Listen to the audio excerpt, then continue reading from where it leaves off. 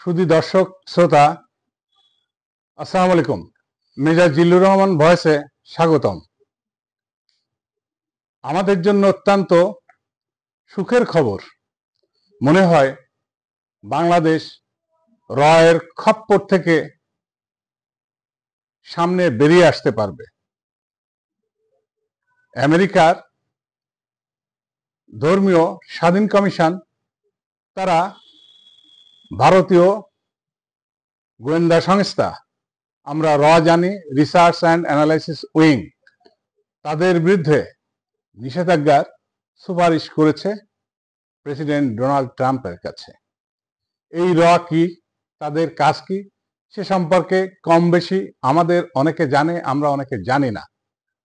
এর কাজ হলো মূলত তাদের কাজের সীমানা এমন যে অনৈতিক অপরাধমূলক পন্থা অবলম্বন করে, মানবাধিকারকে হরণ করে, মানুষকে ব্ল্যাকমেইল করে, তাদের কবজায় নিয়ে একটা দেশকে, সেই দেশের উচ্চ পদস্থ ব্যক্তিবর্গদের, সে রাজনীতিক হোক, প্রশাসনের হোক, পুলিশের হোক, সামরিক হোক, সর্ব জায়গায় তারা হাত দেয়।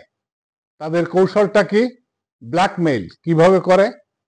তারা সুন্দরী রমণী সাথে যাদেরকে টার্গেট করে, যার কাছ থেকে তার দেশের স্বার্থ হাসিল করার দরকার, তার সাথে শুয়ে দেয়। আমরা সহজে যেটাকে হানি ট্র্যাপ বলি। ভিডিও করার পরে সেই ব্যক্তি, সে যত প্রভাবশালী হোক, তার মান সম্মানের ভয়ে যখন বলে যে আপনাকে এই বলতে হবে, আপনাকে এই করতে হবে, তাদের শিখানো বুলি তাকে বলতে হয়।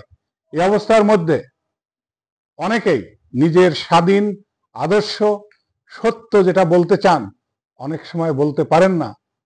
এই ব্ল্যাকমেইলের ভয়ে এমন ভয় দেখানো হয় যে আপনি এই কথা না বললে, এই কাজ না করলে আপনার ভিডিও ছড়িয়ে দিব, আপনি সমাজে প্রতিপন্ন হবেন।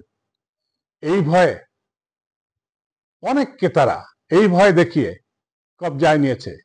বিশেষ করে বাংলাদেশে শেখ হাসিনার বিগত 16টি বছর যেভাবে স্বাধীনভাবে তাদের কর্মকাণ্ড যে নিবিড় চাষাবাদ করেছে, বিশ্বের ইতিহাসে বাংলাদেশের আশেপাশে ভুটান, মালদ্বীপ, নেপাল, শ্রীলঙ্কা, কোনো দেশে এইভাবে তারা কখনোই প্রভাব বিস্তার করতে পারে নাই। বরং তারা বাংলাদেশকে তাদের একটা গবেষণাগার বানিয়ে ফেলেছিল। আর হাসিনা তাদেরকে এমন ফ্রি চেক দিয়েছিল, তারা যা ইচ্ছা তাই করতে পারত। এমনও শ্রুতি আছে, এমনও কথা বাজারে প্রচলিত আছে, এই দেশের বড় বড় সংস্থায় প্রধান নিয়োগের এর বিশাল ভূমিকা। যাকে সুপারিশ করবে, সেই প্রতিষ্ঠানের প্রধান হতে পারবে। একথা অনস্বীকার কার্য যে এই ধরনের কর্মকাণ্ডে তারা এই দেশে বিগত 16টি বছর তাদের মূল কাজ কি?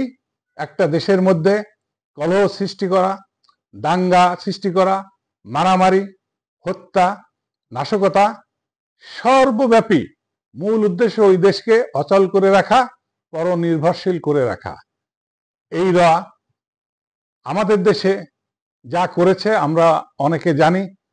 অনেকে একথা স্মরণ করতে পারেন, আমাদের সচিবালয়ের অনেক সিনিয়র অফিসার, আমাদের সেনা অনেক সিনিয়র কর্মকর্তা, অনেক রাজনীতিককে তারা এইভাবে ট্র্যাপে ফেলেছে, এমন কথা রয়েছে।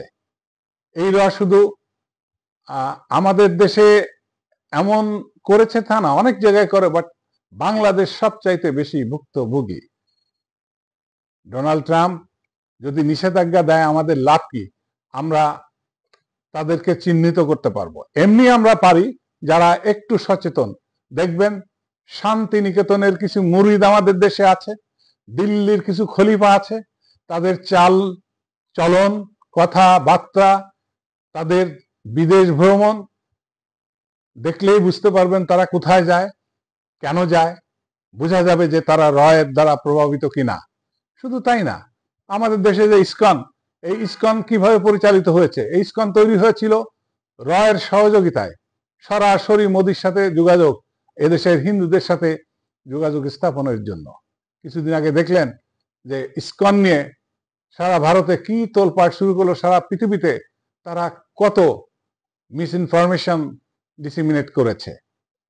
আমরা দেখি, আপনি ভারত দূতাবাসে যদি যান দেখবেন প্রতি মাসে এক সন্ধ্যায় রাজকীয় ভোজ হয়, সমাবেশ হয়, কালচারাল সমাবেশ।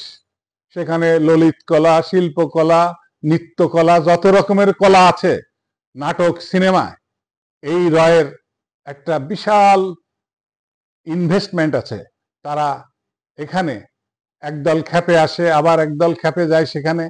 এইভাবে তাদের বলায়, তাদের প্রভাব আমাদের এই দেশটাকে তারা একেবারে খাপড়া করে ফেলেছে, যা ইচ্ছা তাই করে গেছে। দেশের প্রধানমন্ত্রীর দপ্তর, প্রধানমন্ত্রীর অফিসেও রয়ের এজেন্ট ছিল। আমাদের সব সংস্থায় রয়ের এজেন্ট আছে।